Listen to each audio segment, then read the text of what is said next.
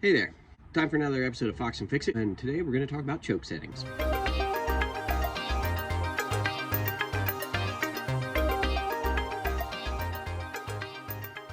When the weather starts to take a turn for the cold, you're going to quickly find out if your choke settings are correct or if they're way off. And on this truck, since it's the first time I've had it in cold weather, I figured out they're way off. I start it and it idles at about 1100 RPMs when it's cold out, which is way too low. And I believe it's also way too lean.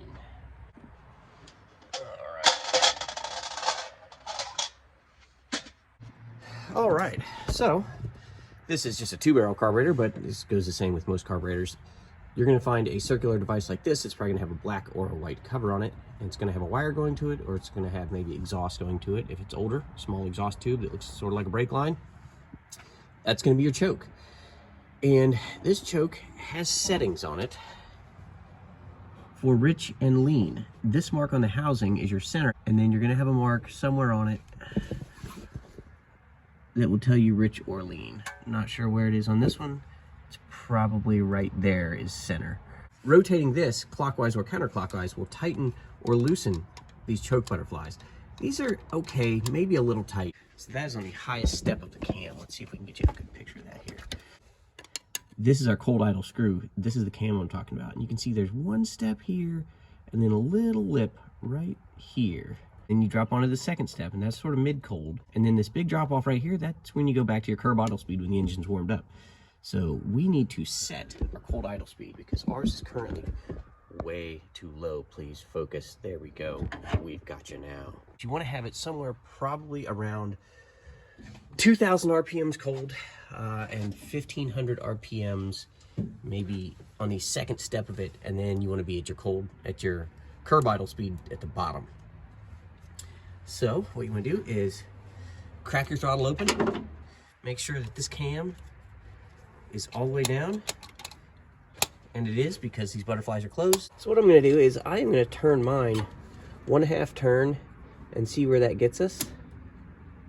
It shouldn't fall off of there like that.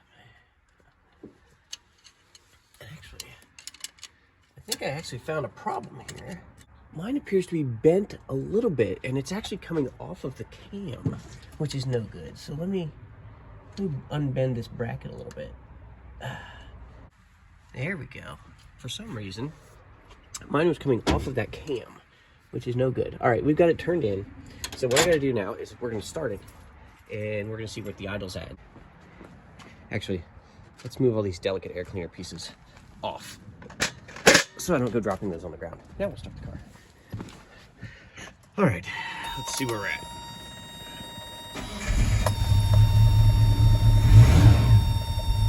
Yeah, see how that is at about 900 RPMs?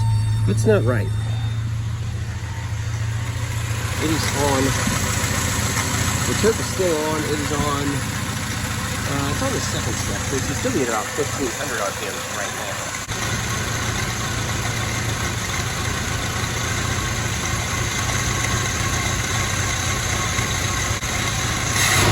You may have to clear this out a little bit, a couple times. Right now we are at 1,200 RPMs. Quarter turn, and we'll see what the RPMs are. Clear this out. Just a little bit more to get to our target. Let's see where that last turn got us.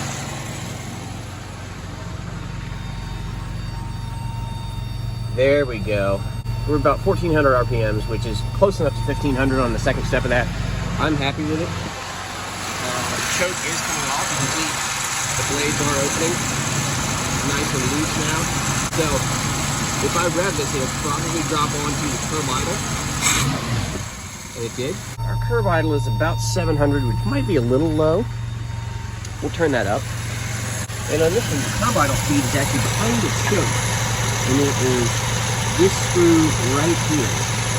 Not focusing, if that's where it is. And what we're going to do is we're going to turn it up just about an 1/8 turn and see what happens. You know, you hear the idle pick up. Let's go check it out.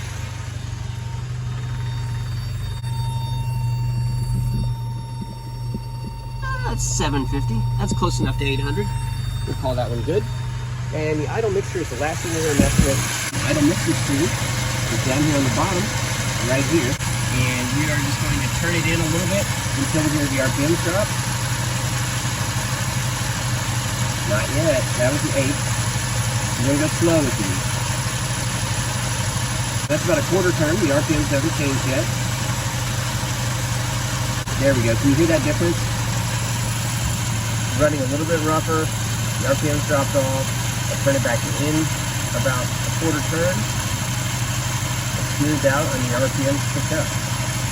We're going to leave that alone right there. We actually went in maybe a little more than an eighth of a turn, close to a quarter, to get these settled down. Check our RPMs again.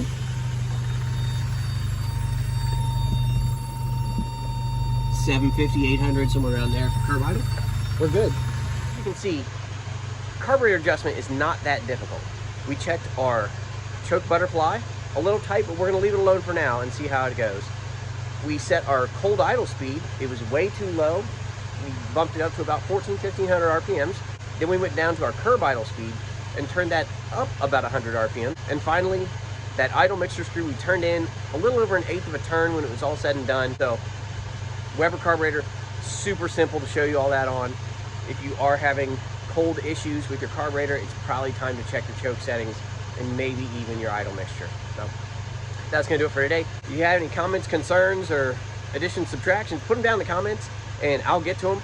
I don't have so many comments that I can't get to every single one of them right now, so more comments the better, please. Don't forget to like, share, and subscribe. And once you do that, I will probably see you next time.